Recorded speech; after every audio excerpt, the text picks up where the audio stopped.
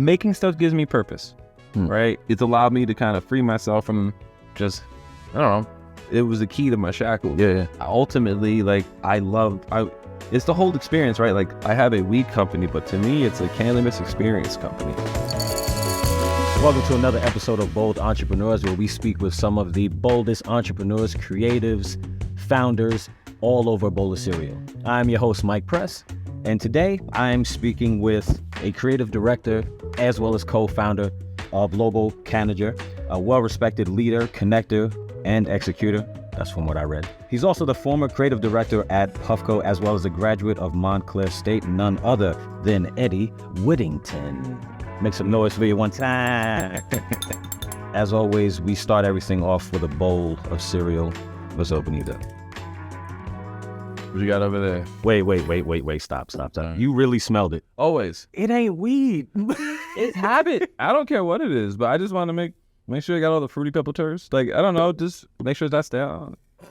You gonna smell for a staleness? Always. Yeah. All right, let's start. Let's bring it back all the way to your childhood, right? Who was your celebrity crush as a kid?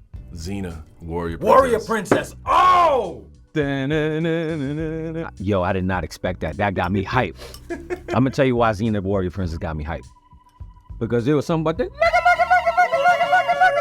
All right, so we here. What do you want to be when you grow up? I think like most kids are, I want to be a basketball player, I want to be a firefighter, policeman, lawyer, An inventor.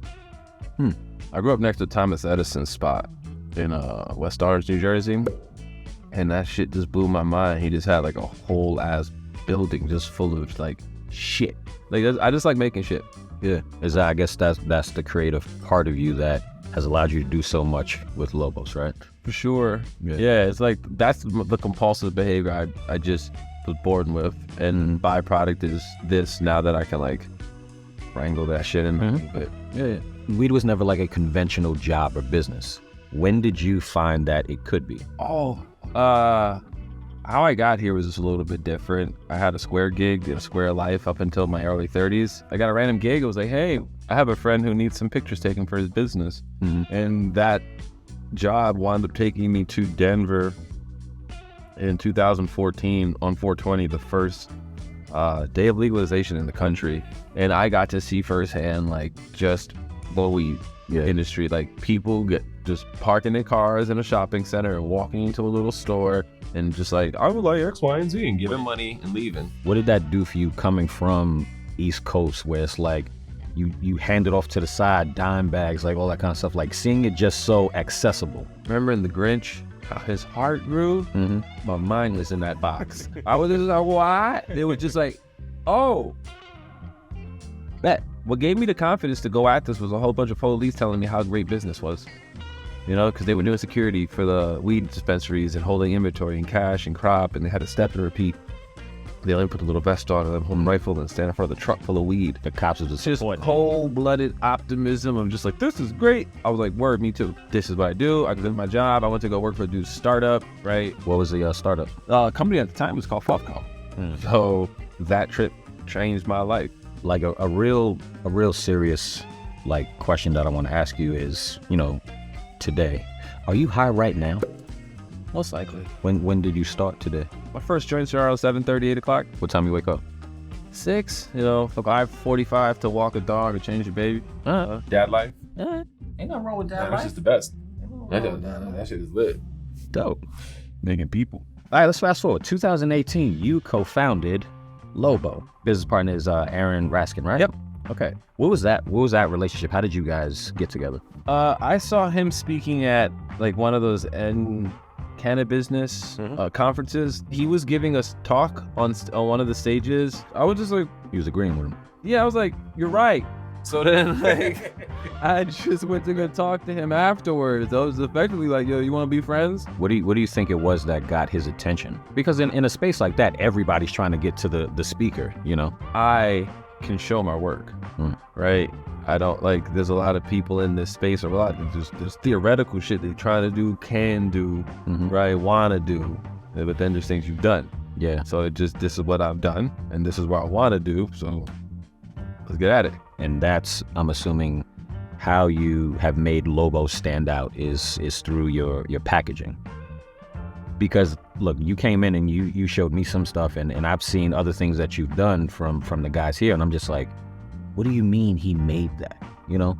And from what I found out, like, you're really big into like 3D printing everything. Totally. I like the if I'm calling Mark, right? You got the means of production, but it's super important, right? I feel that like making stuff gives me purpose, right? I've always felt like school felt dumb. I couldn't do the math right or trouble reading, but like I like making shit. Yeah. It's allowed me to kind of free myself from just, I don't know. It was the key to my shackles. Yeah. So yeah, I like making. There's a cool way of expression, and ultimately, like it's the whole experience, right? Like I have a weed company, but to me, it's a cannabis experience company. Because how many times can you be the first for someone? That's a powerful statement. Yeah. How many times can you? It's like that initial first thing. You can't always redo it. Nah. So it's like, hi, I'm Lobo, and this is Cannabis. On opening day and Housing Works, and like I saw shit in my dream, like a bus of just European homies just, oh, what is this? Cannabis? Oh, that's what, and then they just all got online and waited there for like hours. They just sat and waited. I was like, oh shit, a little French homie, never seen weed, he gonna go get it, and came out with some Lobos. And like, I love that. Like, I'm a sucker to that experience. Do you think that helps with the legalization of marijuana? Like, if it looks nice and it's packaged nice, that it's easily accessible and it's okay? It's inviting, for sure. The more you make things different from the way people were generally used to, if it's adding to the experience, rock and roll, right? I personally think they need to change some of the laws around packaging as a whole because they're very wasteful. Me making a cannabis product costs more than me making a non-cannabis product to package it, right? If I just make gummies, I don't gotta make them child-proof. So I gotta make child-proof packaging for like cannabis edibles. All right, I get it. My kid can eat the gummy, he can get high. But my kid can also drink the vodka. There's no child-proof vodka, right? Nor is there like, all right, cannabis in its natural form won't get you high. So if my kid ate my flower, upset stomach, tops, he won't be high. The only way that works is if he takes the weed, grinds it, lights it, decarboxylates, all of that process. So if he can do that, then he deserves to smoke, right? It's a smart 14-month-old smart. This kid rolled the joint. That's what I'm talking about. But it's a weird thing when you see your own trash. You'll go to a spot I've never been, or go to a state, and I'll see like a Lobo packaging emptied, and the person had a great time. I see my airports typically, and you're like, oh, first that thing cost me X amount. Like, hey man, that cost man to brush that shit off. But it's more like, dude, that's gnarly. There's something really interesting I want to get into that I found out about you. Stoicism. Oh, give a very plain statement of what it is to someone that doesn't know what it is. Man, I am not that dude for that. But to the best degree, Stoicism is a philosophy that really just puts a highlight on being self-accountable, understanding that like you have no control over the world around you, but you do very much have control of the world within you, right? So like how you react to things. Does that help you in your entrepreneur journey? Yeah. Like, what's one? Like when you wake up in the morning, understand that today you will interact with surly and unsavory and like effectively shit people. But know that, right, like they are just like you, right? Yeah. You're not like that because you have seen light, right? Yeah. So they just have not. So since we're all the same, they really can't hurt you, right? And it gives you your perspective, man, like especially now having a kid and stuff, just the prioritization and focus on duty. I really give a shit about me. Like I do, right? Like I'm gonna be good, healthy, but like I can't overvaluate. Like I'm just a dude to do some good stuff. I'm more important to be a good dad, and like if you need some shit to be like a solid homie to the community around you, even like Lobo and shit. Like I love Lobo, right? Whether Lobo succeeds or Lobo fails, I'm just happy to have put an effort forward and just done some shit, right? And I'm happy to see how it's affected people positively. That's dope. You want to be of like service. Yeah, for sure. What was your boldest moment in your entrepreneurial journey? The first time I got pinched and I didn't bitch about it. I got hit for like $30,000-$40,000 worth of inventory from our truck.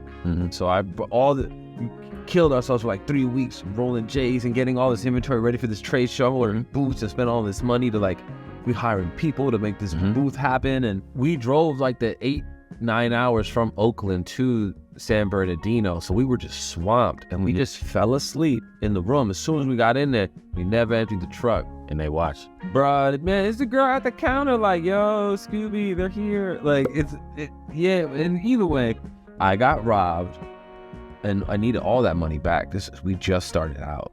But That's your biggest downfall, you think? it was my christening, right? Because it was just funny to me because how important everything was, and it proved that shit was gone. And I was just like, this shit is jokes. Well, I got hit. Oh, well. Instead of like bitching about it, I actually just had mad fun with it. I still set up my booth. I ain't had nothing there. I just had signs saying, we got robbed, come take pictures and smoke weed. Or like, we got robbed, can I smoke your weed? And like, I had my booth and I was just talking to people and just smoking their weed, and it was so dope. Even the content that I made around there, sharing like just, I got hit, oh well. I had homies that were just watching and were like, oh, you got hit? Here's double what you lost. Like, it would just, so many people showed up because I didn't bitch. And like, the only difference was I didn't pick up the camera and say, woe was me. Yeah. I said, yo, some unfortunate shit happened, and I just share how I felt.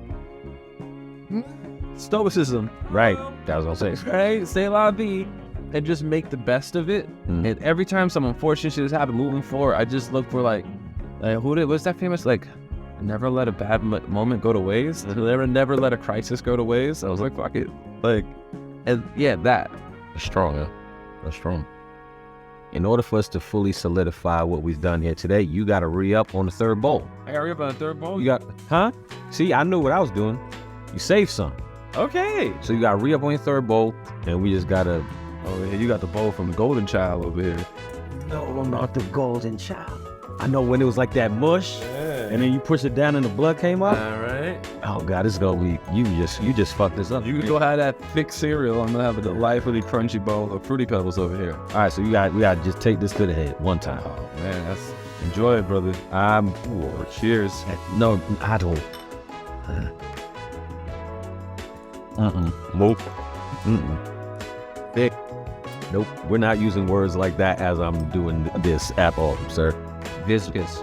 Yo, bold entrepreneurs, Eddie Whittington, Lobo, Canada. Make sure you check him out, y'all. I'm gonna turn it off.